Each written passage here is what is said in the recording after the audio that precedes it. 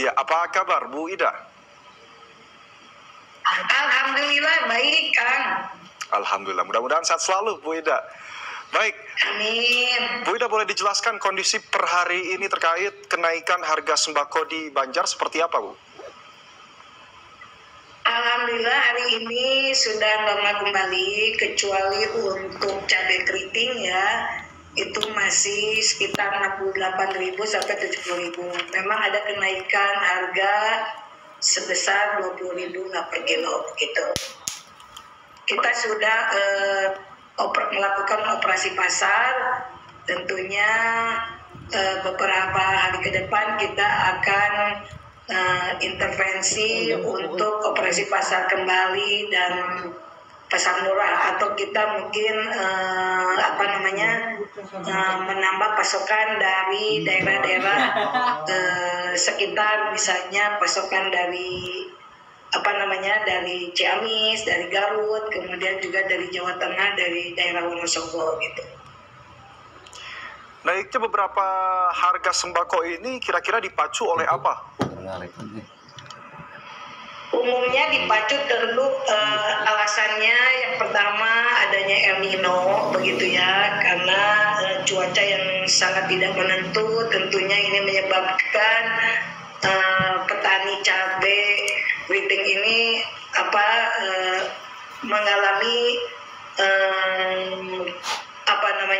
gagal panen begitu, sehingga harganya menjadi naik gitu. Sedangkan permintaan masyarakat ke cabai itu meningkat juga begitu. Baik. Umumnya dari daerah mana saja yang menjadi penyuplai barang-barang kebutuhan pokok khususnya di pasar tradisional di Banjar ini seperti apa, Bu? Umumnya pasokan-pasokan yang ada di Banjar itu berasal dari daerah Ciamis, kemudian Tasik, Garut, Bandung, kemudian Jakarta juga ada, kemudian Pangandaran, Cirebon. Untuk Jawa Tengahnya kebanyakan dari Wonosobo. Baik. Lantas kalau hasil dari produksi masyarakat lokal sendiri, kira-kira berapa persen mampu menyuplai dari total kebutuhan masyarakat Banjar yang tadi sempat disinggung oleh Bu Ida itu sendiri sempat mengalami kenaikan? Kalau untuk Banjar itu sekitar 60% kita bisa memenuhi permintaan masyarakat Banjar. Selebihnya yang 40% kita mendapat pasokan dari daerah-daerah tetangga, dari Ciamis, kemudian dari Garut, Pangandaran, Bandung, Cirebon, Wonosobo begitu. Baik.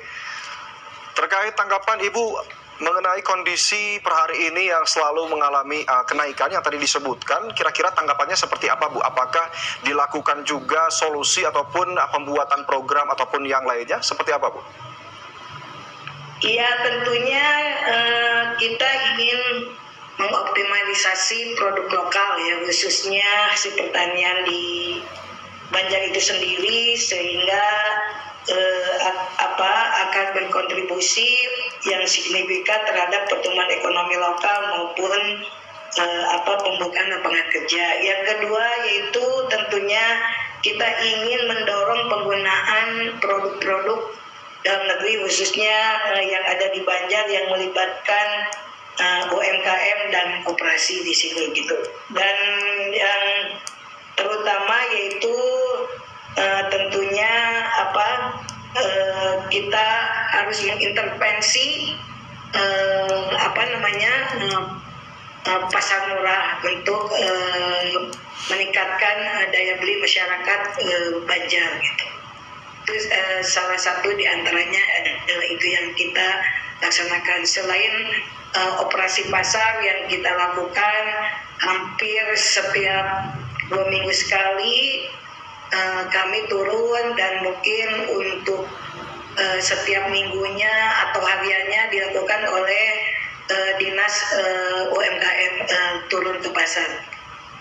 Baik, Kira-kira apa yang mungkin menjadi dampak langsung, Bu Ida, bagi para masyarakat yang tadi kena dampak naiknya harga sembako ini? Apakah berpengaruh terhadap proses ataupun kehidupan sehari-hari atau seperti apa, Bu? Ya,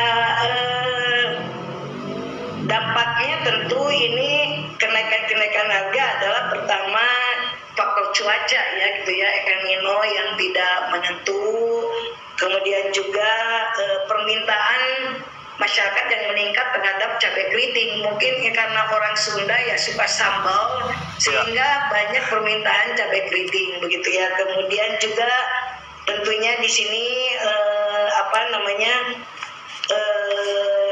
salah satu di antaranya adalah bahwa kelangkaan barangnya itu sendiri dan ketersediaannya memang sangat terbatas gitu. Baik, jadi berpengaruh terhadap pasokan sambal mungkin ya, Bu ya? Maklum orang Sunda resep sambal kan. Betul sekali, Bu. Ya, lantas kira-kira yang jadi solusi ataupun adakah cara alternatif lain bagi konsumen untuk bisa selalu menghadapi kenaikan harga ini, Bu? Tentunya kita melakukan sosialisasi juga gitu ya. Kalau contohnya harga cabai misalnya naik gitu ya Pak. Ya misalnya kita mensosialisasikan kepada masyarakat, ya dikurangilah gitu makan dengan menggunakan cabai yang berlebihan begitu ya. Nah itu salah satu di antaranya. Kemudian juga kita intervensi pasar gitu Pak. Artinya kita ada pasar murah yang artinya cabai itu harus jadi murah ya kita harus subsidi gitu ya. Dengan adanya pasar murah tadi kita ada subsidi untuk penjualan cabai keriting di masyarakat dengan pasar murah tadi gitu. Mudah-mudahan harganya menjadi normal gitu Pak. Jadi ini sangat penting bahwa intervensi pemerintah dibutuhkan ketika harga-harga sembako meningkat. Tentunya pasar murah dan operasi pasar ini menjadi salah satu cara untuk menormalkan harga-harga yang tinggi di pasar. Selain solusi bagi para konsumen tadi, sekaligus juga tadi sudah ada intervensi dari pihak pemerintah. Lantas apa selanjutnya solusi yang bisa dilakukan atau peran dari pedagang itu sendiri harus seperti apa, Ibu? Iya, selain solusi, mungkin ada juga beberapa solusi dari pemerintah ya. Selain tadi ada juga kita memberikan bantuan tunai kepada masyarakat yang tidak mampu untuk meningkatkan daya beli masyarakat tersebut begitu. Kalau untuk produsen tentunya kita melakukan kembali tadi kita melakukan operasi pasar sehingga kita bekerja sama dengan Forkopimda, dengan kepolisian, kejaksaan agar tidak ada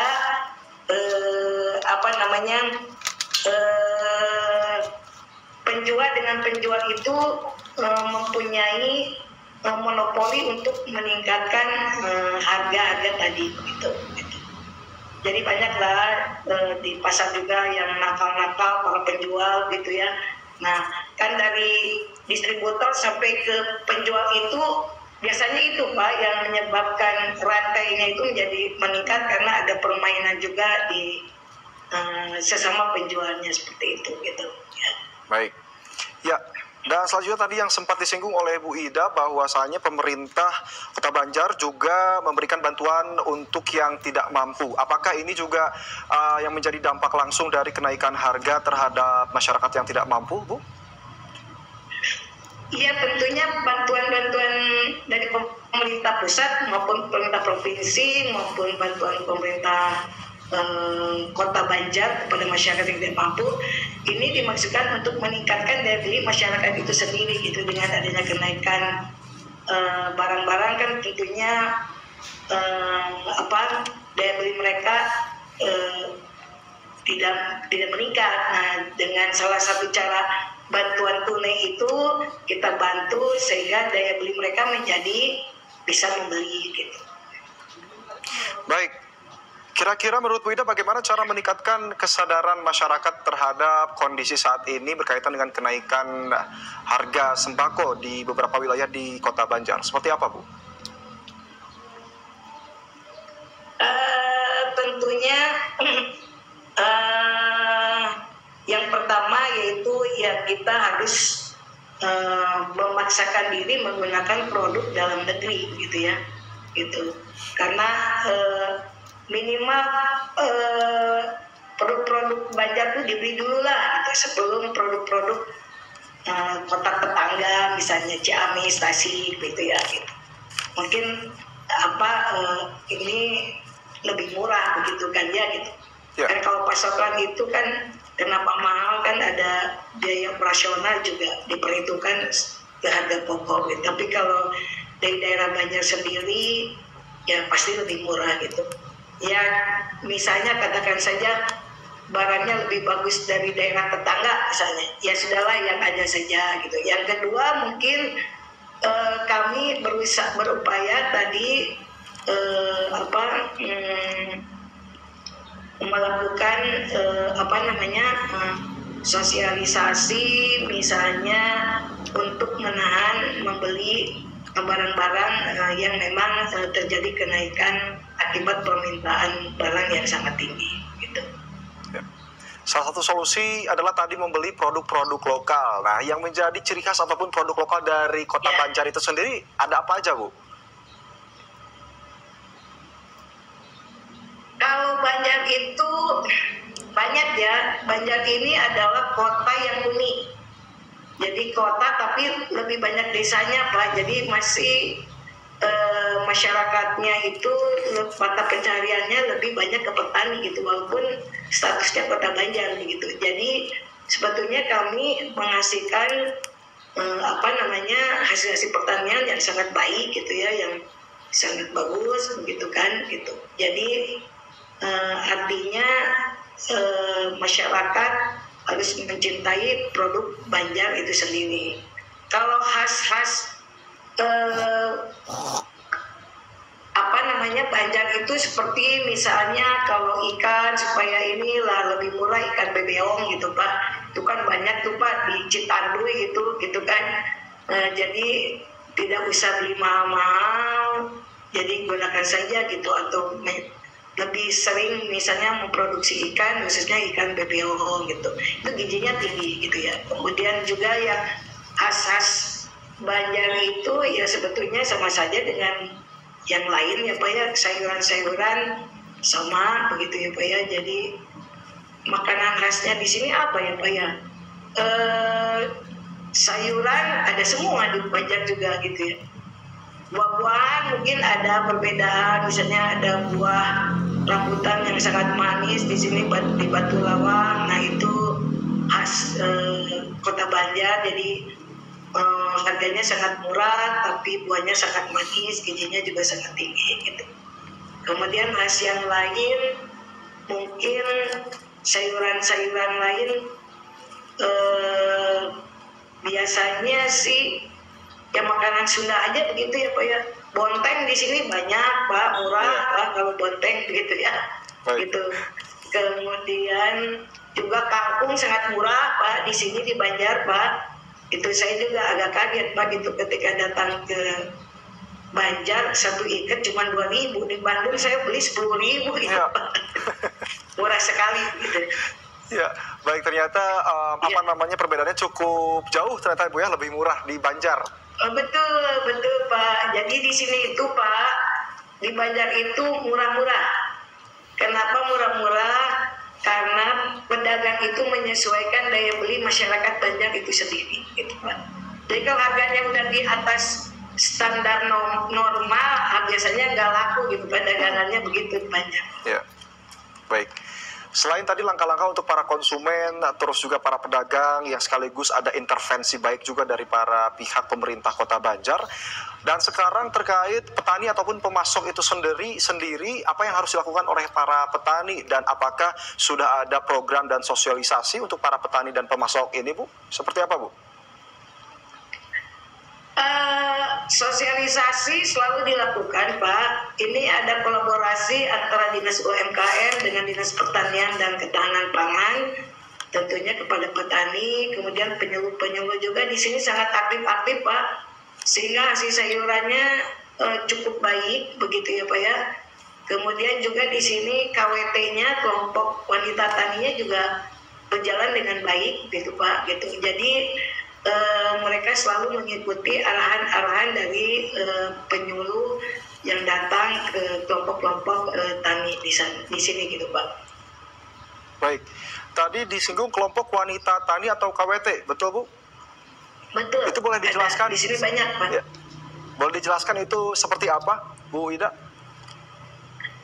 Kelompok wanita tani ini ada di semua desa, hampir ada Pak. Jadi mereka ada yang bergerak di bidang pertanian atau di bidang makanan-makanan yang sudah diolah Pak. Misalnya seperti di sini ada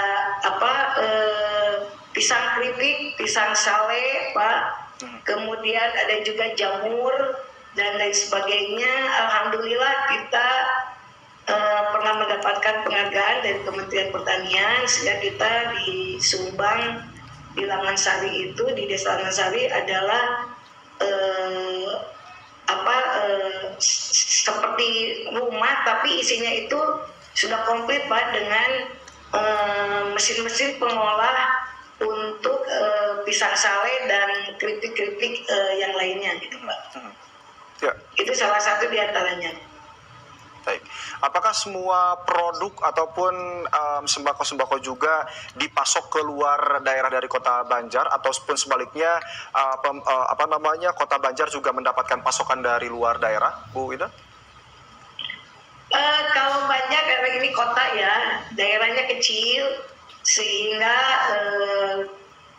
Kota Banjar itu hanya memenuhi untuk Banjar dulu gitu. Kita tidak memasok keluar Pak gitu ya. Kecuali ada buah-buahan Pak, misalnya seperti buah pepaya Pak, yang kemudian melon, nah itu banyak dipasok ke luar Banjar Pak gitu, Jakarta bahkan gitu. Baik, ya. Menurut Bu Ida, di tengah kondisi perkembangan zaman pada saat sekarang, apakah media sosial juga memberikan peran khusus, Bu, terhadap kenaikan sembako juga, pun dengan tadi untuk memperkenalkan produk-produk asal dari Kota Banjar? Seperti apa, Bu?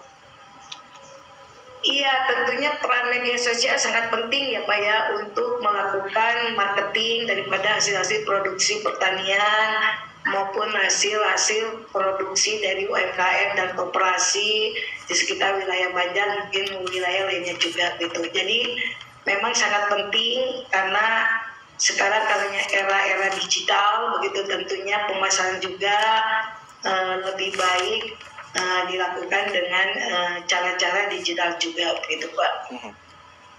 Baik. Menurut Bu Ida, saat ini kondisi pemahaman masyarakat Kota Banjar khususnya terkait kesadaran tadi harga pokok sembako pokok di pasar tradisional seperti apa kondisinya, Bu? Kondisinya tentunya masyarakat Banjar menyikapinya dengan tadi Pak, kalau misalnya ada beberapa komoditas yang naik ya mereka mengurangi lah gitu ya, mengurangi konsumsi daripada komoditas tersebut. Misalnya kayak tadi cabai keriting, ya masyarakat Banjar mungkin untuk saat ini mengurangi penggunaan cabai keriting menunggu sampai cabai keriting itu normal kembali gitu. Seperti beberapa waktu yang lalu tomat naik ya mereka mengerem gitu ya. Nah sekarang alhamdulillah sudah normal kembali, kenaikannya kebetulan hanya 2.000 saja. Sekarang sudah normal lagi, ya tentunya masyarakat menggunakan tomat kembali lebih banyak gitu Pak. Baik, jadi sudah ada beberapa tindakan juga dari masyarakat Banjar seperti itu Bu? Ya, mungkin karena Banjar ini kota dengan pendapatan asli daerah terkecil ya Pak ya se-Jawa Barat, sehingga masyarakat Banjar juga punya keterbatasan di dalam daya beli gitu, sehingga mereka masyarakat ini artinya sudah terlatih Pak gitu. Baik. Kalau ini naik dikurangi gitu, kalau yang ini naik dikurangi begitu Pak. Baik. Sambil nunggu harga-harga itu normal kembali. Baik, baik, terima kasih Bu Ida atas waktunya. Mudah-mudahan semua rencana programnya juga bisa berjalan dengan lancar, Bu Ida. Terima kasih. Selamat sore. Assalamualaikum. Waalaikumsalam warahmatullahi wabarakatuh. Terima kasih Kang. Baik, saudara, info